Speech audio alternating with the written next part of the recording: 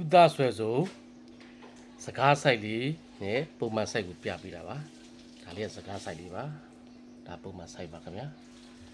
သူသားဆွဲဆိုဒီလိုဆိုင်လေးတွေထွက်ကကိုမတိမမီခဲ့တဲ့လူငယ်လေးတွေရှိတယ်ဆိုတာပြီးလို့ကျွန်တော်ရှာပြီးတင်ဆက်ပေးတာပါ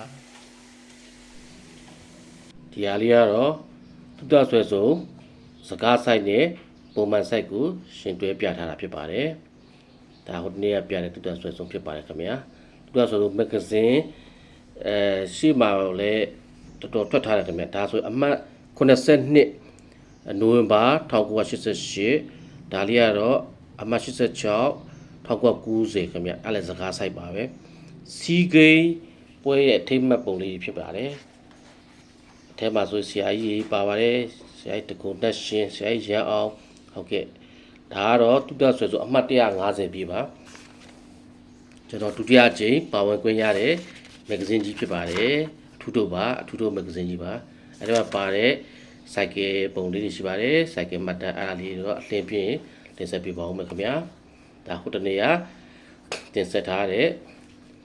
တူတာဆွဲဆိုမဂ္ဂဇင်းက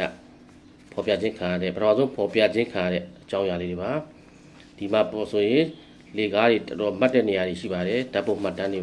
မရတာလည်းရှိပါတယ်ခင်ဗျာဘာလို့လဲဆိုတော့80ဒီဂရီ80ဒီဂရီလောက်မှတ်တဲ့အတွက်